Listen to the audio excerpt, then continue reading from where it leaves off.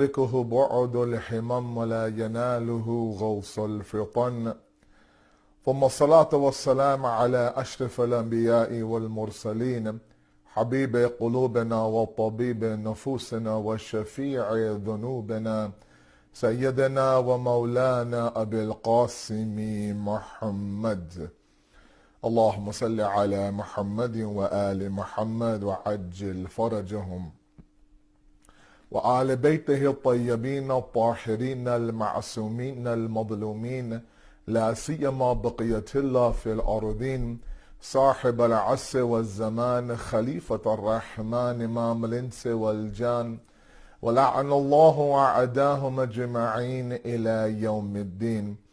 أما بعد فقد قال الله وقوله الحق. بسم الله الرحمن الرحيم.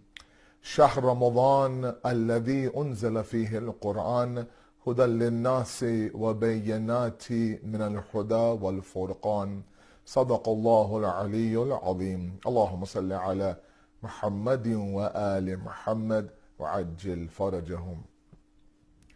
A commentary on Surah Hujurat has been our ongoing topic. Tonight is our fourth discussion, alhamdulillah. The attempt since day number one has been to open up this book of ours, the miracle of the Quran, and read through the various ayat and the various verses of Surah Hujurat. We mentioned that Surah Hujurat, the 49th chapter of the glorious Quran, is a chapter that is filled with ethical and moral discussions. One that of course applies to every nation and every era. One of the miracle nature, or one of the reasons why the Quran is a miracle is because, as I mentioned in the very first opening discussion, it transcends generations and nations and tribes and eras. Even the recipient himself, the Holy Prophet, has transcended. Meaning what? That for every generation that has come across the Holy Quran and the Holy Book, it is nothing short of a miracle. We have reached verse number 6 today. And in the previous discussions, from the very first verse that we talked about the idea of sometimes going ahead of the Prophet when it comes to the Sharia. And today's day and age, sometimes taking the Sharia into our own hands and assuming sometimes that the Sharia actually means this when it doesn't. So making things haram that are not haram, making things wajib that are not wajib, for example, making things difficult for ourselves when really the deen came down for ease. That was our first verse. Yeah, last night we grouped verses 2 and 5 together and talked about communication. The verse specifies to not raise your voice amongst higher than that of the Prophet, lower your voice in front of him as a sign of taqwa and piety. And this was expanded into a discussion on communication. And these are points that I get from Ayatollah Jafar Subhani's discussion on Surah Hujurat. He writes a very beautiful commentary on it. And in it he talks about the various ways to communicate and how this verse, even though it's talking about a very specific group against the Prophet, it overall is a message for you and I on how to communicate, be it our volume, our tone, the words we use, etc., etc. And last night we talked about 4 different qawls, right? Qawle karima, qawle sadida, qawle layina, qawle baligha. Inshallah, that's all fresh in your mind. Today, or tonight, we look at verse number 6. Inshallah, all of you are following along in your Qurans with me.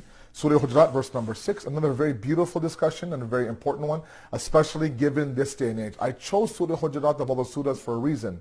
That I felt going through the various verses and the commentary, there are so many things for us to apply today, in this day and age, especially in this pandemic era, for us to really, truly kind of benefit and understand what is it and how is it that we are asked to act in this very difficult time for a lot of us. Okay? So inshallah, all of you are with me. Verse number 6 talks about making sure that we do our due diligence in researching news that has come to us from various sources. It's a very famous verse that again addresses the believers. Of the previous 6 verses, half of them now are addressing the believers. Ya ayyuhalladhina amanu. Okay? So it applies to you and I. The verse reads, Bismillahir Rahmanir Rahim, Ya ayyuhalladhina amanu إن جاءكم فاسق نبأ بنبأ فتبينوا. Okay, أن تصيبوا قوما بجهالة فتصبحوا على ما فعلتم نادمين. That believers, if one who is a fasiq, who openly commits sin, if they come to you bringing some news, okay, جاءكم فاسق, and they have what? بنبأ, they have news for you. نبأ meaning news. What do? فتبينوا. You are to research that. Okay. Now, in this day and age, one thing about this virus, this pandemic that we're in, there's an alim by the name of Syed Muhammad Rizvi, may Allah protect him in a long life in Toronto, in the city that I'm in right now, and he had a very nice little short video on the virus and the virus of false information. So not only are we up against the virus in terms of the coronavirus and COVID-19 and this pandemic, but sometimes we're also up against the virus of false information, especially in this day and age. One of the biggest differences between this pandemic and other pandemics, or this virus and other viruses, is that this virus now exists at the height of social media, meaning that there's so much information being sent to us by various WhatsApp groups and various posts online that sometimes it's very hard to decipher between right and wrong. And sometimes, in our very naive way, we believe that because it comes from this source or that source, it has to be true. And perhaps this verse, in studying the source of the news that comes to you, maybe perhaps this is not more relevant than it is today. When there is a bombardment of all sorts of news coming from all sorts of angles. And so it's important that one of the things that a mu'min has to have constantly is something called the basirat, insight. Okay? And I want to spend some time tonight talking a little bit about basirat in light of this verse, because the verse goes on to say that if you don't do this, if you don't research the news coming from a fasiq, then you will spread that ignorance around to the people, and at the end you'll end up regretting. How many times have I received messages in my WhatsApp group of some hadiths or all sorts of just random things about Sayyid Sistani, who had sent that read this and read that, and 2 nights in the Haram Imam Hussein, and make sure that you take this out of this. Like these are all things that are false, and then afterwards the person who sent it to me had to go back and say, oh look, I'm sorry, it was sent out of error. I assumed that it was correct. I didn't do my proper research. So we have to be very, very careful. We have to be very, especially in this day and age where things now are flying from east to west, north to south, in seconds, literally seconds. There's a lot to say tonight, and I want you to follow me, inshallah, very well. If we don't have that insight, then we fall prey to today's fitna and fasad and corruption. Because as you know, the media, whatever media source it is out there, I'm not picking on one part of the world or one country or whatever the case may be. I'm just saying media in general usually has its own bias to it. Doesn't matter where it's from, I'm sorry. Right? They always have a little bit of a bias towards their own agenda. Okay? So it's important that you take it from reliable sources and from a variety of reliable sources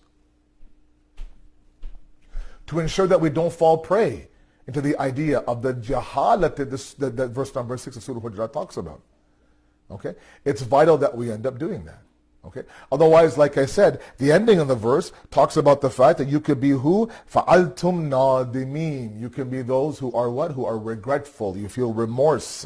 Right? You regret what you've done. Because remember, the one thing about our qawl and our words is that the moment that our words leave our mouth, we can't put them back into our mouth, right? And we end up chasing those words wherever we go. So long as you don't express anything, you are in control. The moment that you do express something now, that expression is in control of you. And that it's not just our tongue. We talked about that last night. We talked about the different models of communication last night. But in this day and age, given the verse number 6 of Surah Hujurat, we're talking sometimes about sharing news and sharing media. To be very, very careful. right? Simply saying forwarded as received does not lift you of any responsibility, especially if it is a video that is corrupting an alim, let's say, for example, or exposing, let's say, somebody, or for, God forbid, exposing somebody's secrets, amal. It doesn't mean, oh, because it's public, everyone knows about it, I can also forward it for the sake that I might get some attention, I might get some extra hits. No, we are responsible for that. If it's a damaging video against a person, a movement, let's be very careful, right? Let's be very careful. Don't assume that everything that you receive in your WhatsApp, on your television, in your online social media feed is accurate or comes from accurate sources. There's so many false things out there that are coming at us, and because it might be packaged nicely, or maybe in some meme, or on Pinterest, or I don't know, in some flowery background, it looks good. Maybe, you know how many times I've seen ja'li ahadith, false traditions that are attached to Imam Ali, Imam Jawad, Imam Zain al-Abidin, but because it has a nice meme to it, it's from some online source called shiaquotes.com or something like that, it has to be true, and meanwhile it's nowhere near true, or it's false information, or it's only half of the hadith, for example. Okay, so this is where we really have to be insightful human beings, basirat. Okay, the Holy Prophet says that Allah subhanahu wa ta'ala has bestowed the human being on two separate eyes. Eyesight, insight. The eyes of the body and the eyes of the soul. And he considers the one who is a'ma, who's blind, by the one whose eyes of the internal kingdom and soul are completely closed. The person can have 20/20 vision. If they're not able to decipher between right and wrong, they are blind. And it becomes increasingly difficult in this day and age to know what's right and what's wrong. We have to build on insight. Now, what is basirat? How can one define basirat? The way the ulama of akhlaq have defined basirat is this resulting of a fahm amiq, a very deep understanding that comes from a result of tafakkur, of introspection. Okay? One of the beauties of introspection is that it opens up your eyes of the soul a little bit. It allows you to go to a rooftop view and begin to see things for its reality. Not be stuck in the juziyat or the everyday small minor things that really distract us away from our ultimate purpose. Okay? Let's be very careful. Right? And I want to share with you two historical instances where that group of people have shown a lack of insight, and there have been some detrimental effects to that. Okay. The first one is from Surah Tawbah. Surah Tawbah, the 9th chapter of the Quran, verses 107 and 108. Okay. Allah subhanahu wa ta'ala relays a story of something called Mazr al-Zarar. And the story very quickly is that there was a man by the name of Abu Amir. Abu Amir was a father of a shaheed from the battle of Uhud. Hanzala, his name was a shaheed. But his father, Hanzala, of course, accepted Islam. His father never did. His father was a devout Christian. And he's watching in Medina as Islam is flourishing. The government is getting stronger. Numbers now are increasing. So he decides now, of course, to plan something to weaken this movement of the Muslims. And while there were Ansar and Muhajirin inside of Medina, Ansar are those, of course, who were in Medina, who welcomed the Holy Prophet from Mecca during his famous Hijrat and migration. There are also those who were the Muhajirin, the ones who did Hijrat, the ones who left Mecca to come to Medina. Right? Now, as much as history sometimes relays this beautiful istiqbal and welcome of the Prophet to Medina, there are also some hypocrites inside of Medina. Okay? The revelation of Surah Munafiqun in the Quran is a testament to the fact that there were some people who had hidden their true belief inside their hearts while expressing an outwardly a belief of Islam.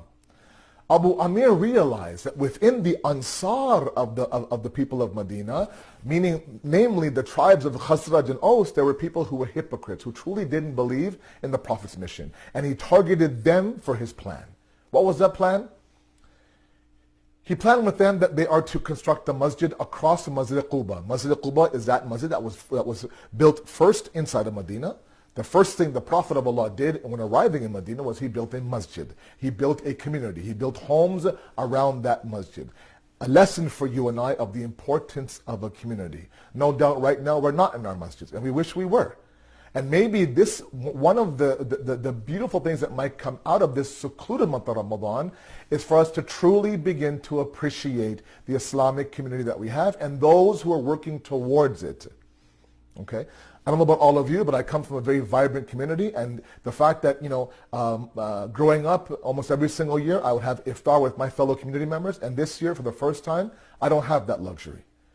Right? And I missed that. And perhaps maybe I was taking for granted all those years, but this year I truly understand the benefit of that. The Prophet, the very first thing he does in Medina is establishes a community around the building of Masjid al-Quba.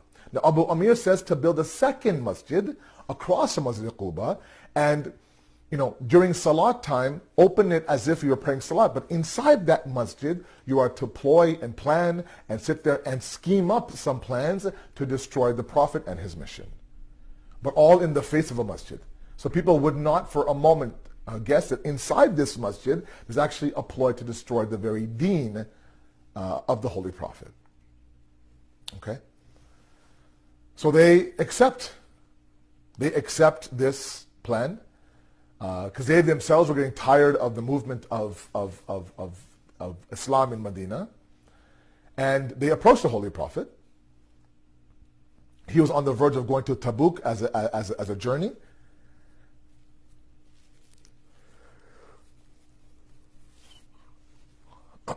Excuse me. And they say to the Holy Prophet, this is what we want to do. They say that sometimes the elders cannot reach for Salat all the way to Masjid al-Quba. It's a little bit far for them. If we build something closer to them, then they will increase their presence inside this masjid. Okay, with your blessing, with your permission, we want to go ahead and build this second masjid. The Prophet of Allah doesn't say anything. He says, do not do anything. I will discuss this with you when I come back from my journey. Okay. He leaves for his journey, the Prophet does, and while he's gone, they build a masjid without his approval. He comes back, he sees his masjid built. They even have the gall and the audacity to have him do the opening ceremonies, whatever that was back then, and to recite a 2 rakat salat inside the masjid in the form of blessing the masjid. Can you imagine now? The level of hypocrisy. But before any of that could happen, a wahi comes down onto the Holy Prophet and talks about this masjid. And the name that the Quran gives it in Surah Tawbah verse 107 is Masjid al-Zarar. Zarar, as we use in Urdu, we use in Farsi, now of course Arabic as well, mean the exact same thing. One that does harm or one that is harmful. Right? Calling a masjid a harmful place, inside the Quran itself, الَّذِي نَتَّخِذُ مَسْجِدَ زِرَارًا وَكُفْرًا وَتَفْرِيقًا بَيْنَ الْمُؤْمِنِينَ. Right? There are some people who have taken this Masjid al-Zarar to do nothing but kufr and tafriq, disbelief and disunity, بَيْنَ الْمُؤْمِنِينَ, between the believers. Right? Meaning, Jibreel comes down and tells the Prophet, this is what this masjid is built for. Okay? And then the verse, the very next verse after that, لَا تَقُمْ فِيهِ أَبَدًا. Do not step foot. Don't even, never. Lam is nafi abad. Never step foot inside of this masjid. It has a dome, probably a minar. It looks like a masjid on the outside, but here the Quran is saying, do not step foot in this masjid.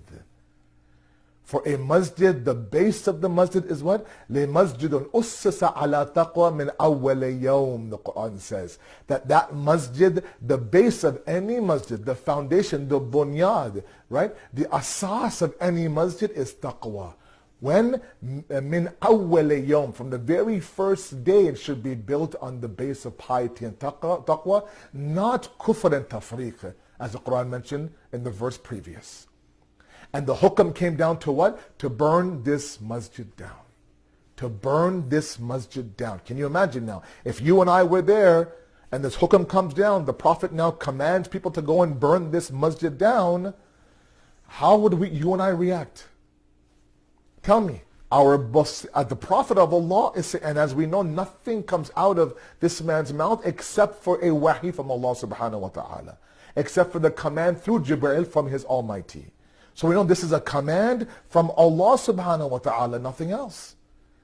If it was me, I would say, Ya Rasulullah, do we need to burn the building down? Fine, let's remove the people from the air, but we can still use the building. The fact that the Prophet now was told to burn it down, and it was burnt down. Ask yourself, I'll ask myself a very delicate question. What if I was there during that moment? Would I feel like a little bit this might not be the right decision, even though it's coming from Rasulullah, who I've given my entire life to? At that moment, Basirat would say to me that whatever the Prophet of Allah does, he does with Allah's permission, bi'idhnillahi, and I am not to question anything in terms of what comes down from Allah subhanahu wa ta'ala. Nowadays, sometimes we have things that resemble a masjid. We have things that resemble a Husayniyah, resemble a mosque. But this verse and this story is telling us it's not about the outside minar and domes and flags. What's happening on the inside is what counts. The one thing that the Quran was obsessed about was this is not about the brick and mortars of the actual building. It's about the kufr and tafriq coming out of this masjid. Right? So we also have to be the Ahl Basir today when it comes to our places of worship, even our Imam Bargas, our Husayniyas. Ask yourself, is there kufr and tafriq coming from those places or not? If so, then why do we blindly enter those places when the Quran itself says, "Lam taqum fihi abada." Never are you to enter a place like this. And we assume that, oh, it's not going to affect me. I'm just going to go. I'm going to hear the Maulana. I'm going to have a little tabarruk. Maybe some chai will come out. We don't understand the power of influence that certain things might have on us. And so we become naive. Or nor do we think that by me attending such a place or going to such a building, I might be giving the people who are the people who built this place some himmat and some encouragement and some courage to keep doing what they're doing. Right? Let's be very careful. Let's not be so naive. Now, let's not close our eyes. Let's stop and ask ourselves, what is the purpose of this building, of this masjid, of this Husayniyah, of this Imam Barga? If it resembles kufr and tafriq, then am I to take the same approach as the Quran does? Now, obviously, I'm not saying to burn the place down. But I'm not saying let's be naive to say, oh, you know, the dhikr of Imam Hussein is going on, and that's fine. That same Imam Hussein came to save the deen from kufr and tafriq. In the name of that same Imam, there's kufr and tafriq happening inside of that building. Let's be a little bit smart now, especially in this day and age. Okay? That's point number one I wanted to make. Point number two is the War of Siffin. These are stories that a lot of you have heard, but for my youth, there are moments for us to ponder on, and we have to be a little bit careful here. Okay? As you know, in the War of Siffin, on one side Imam Ali, on the other side is Amir al-Sham, Muawiyah. Okay, this is a moment now where Amir al-Mu'mineen is the Khalifa Zahir. And the first thing that he did was he cleaned house. He removed all the previous governors and replaced him with his own governor. Be it Malik Ashtar, Uthman ibn Hunayf, whatever the case may be. And when it came time for him to replace Muawiyah in Sham, of course there was resistance from Muawiyah. He spent all those years in controlling the people, influencing the people. He was not going to let that go very easy, so a war broke out. In the middle of the war, when Muawiyah understood that he was going to lose this war and in essence lose his governorship over Sham, he decides, of course, to employ a tactic. He places the Quran on a spear, and all of them begin now to hoist the Quran up. There was a certain amount of people inside of Imam Ali's army that couldn't quite understand the tactic of Muawiyah. So they stopped fighting. They turned to Imam Ali. Are we fighting you or are we fighting the Quran? Are we fighting beside you against the Quran? If that's the case, I don't want to fight against the Quran. Imam Ali begged them, pleaded with them. Those are nothing but pieces of paper on a spear. Muawiyah has nothing to do with the Quran. If you want to understand the Quran, Ana Quran natiq. I am the talking and walking Quran. I am telling you to proceed forward and end this war. But they wouldn't. They wouldn't. To the point where history says that Malik Ashtar, the commander of the Amir al-Mu'minin's army, was on the front lines, about to conquer Muawiyah's army. A hukam came from Maulana to Malik Ashtar, turn back and retreat. And he says, Malik Ashtar, tell Mawla, give me a few minutes, this war will be over. And there was such disarray, such chaos inside of Amir al-Mu'minin's army that people refused to fight. In fact, they were turning against him. Imam Ali would reply to Malik Ashtar, in a few minutes, your Mawla might not be here. 40,000 members of Mawla Ali's army, 20,000 at least, turned against him. All based on a tactic by Muawiyah of this Quran on spears. To the point where they had to come to the table and do an arbitration. And you know history, that Khilafat or that governorship of Sham was given to Muawiyah. Muawiyah, of course, gave that to Yazid. Yazid did what he did for Imam Hussein. That one moment of a lack of basirat from the people of Imam Ali's army, not understanding who Mawla Ali was, resulted in so many detrimental after effects. One of the things, beyond the fact that Yazid was given this leadership to do what he did, of course, in Karbala, one other thing that was born from Siffin was the Khawarij movement, such a dangerous movement. The Khawarij movement were those individuals that looked at Muawiyah, rejected him, of course, to be the proper governor of Sham. At the same time, they also rejected Imam Ali, stating that if this is your khilafat from Allah, you are not to place it at a table to be negotiated with someone like Muawiyah. The situation was such that had he not done that, Imam Ali, it would have been detrimental. But these people didn't understand. Whatever Imam Ali did, we just simply close our eyes and we accept. This is Mawla Ali, of course, the successor of Rasulullah, right? The ma'asum imam of your time. You are to submit to whatever he does, right? A ta'at of his wilayat is wajib on you. The Quran says that you are now to follow Allah, follow the Prophet, وَأُولِي الْأَمْرِ مِنْكُمْ, and those who have authority over you. What tafsir said, that's the Ahlelbayt. But these people, what's the point of you standing beside Imam Ali in a war, fighting and defending the man if you don't understand his system of belief and you don't submit to his wilayat? Right? And from this Khawarij movement, now it got to the point where the man who was responsible for killing Imam Ali in this very month of Ramadan, Ibn Muljim La'natullah alayh, actually was a Khariji. So imagine now, from that one lack of basirat, that one lack of insight, two things that were born. One was Karbala, the other was, of course, the Khawarij movement. From that one moment of a lack of insight. So now basirat becomes huge. Insight becomes monumental. We can't just simply, close our eyes and pretend like we know everything. When no, there is truth now in front of us. Let's be very careful. Understanding, of course, that whatever comes our way, we simply can't believe it. Right? Muawiyah was a fasiq at that moment. The news that I believe in the Quran and the spirits was that news. Surah Hujurat, verse number 6 is our discussion. The Quran says, if that news comes from a fasiq, fatabayyanu. Research it. Look into it. Don't just accept it. You're going to think for a moment that Muawiyah, someone like Muawiyah, the son of Abu Sufyan, the staunch enemy of Rasulullah, has anything to do with the Quran whatsoever. On this side, you have Imam Ali. Verses upon verses revealed about him and his actions. He would do something, a verse will be revealed. He would say something, a verse will be revealed. Now you're confused about which one is to follow. That's how much of a lack of insight you have. Right? So we've seen in history, it's detrimental. We've seen people today follow this one path towards their own destruction. Thinking for a moment, well, it looked good, it sounded good, it was professional, but it lacked a lot of the base and the substance you need to believe in it. So my brothers and my sisters, verse number 6 of Surah Hujurat talks about the fact that if a fasiq brings news to you, don't just blindly accept it. Research it.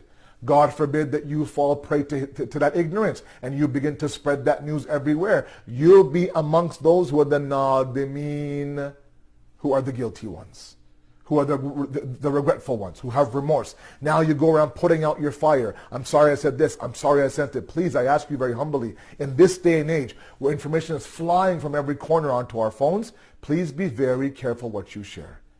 Do your proper research. Okay, don't assume that because it mentions one of our marja's name or it mentions one of our Imam's names, that it's completely true. Absolutely not. Absolutely not. Let's be very careful, especially in the month of Ramadan, where attributing lies to Allah and the Ahlelbayt could break our fast. As you know, one of the things that breaks our fast is attributing lies to Allah subhanahu wa ta'ala. It's equally why it's very important that we do our proper research. And whenever news comes from us, don't blindly forward it as some like to do. Stop and ask yourself, is this worthy of being shared, number one? Is this accurate enough to be shared or not? We ask you, Allah subhanahu wa ta'ala, to accept our qaleel efforts, inshallah, to understand Surah Hujurat, to apply them in this day and age. We ask you, Allah, forgive our sins in the month of Ramadan, accept our amal, inshallah, and finally allow us as families to be beside the Imam of our time when he comes. Thank you very much. Wassalam.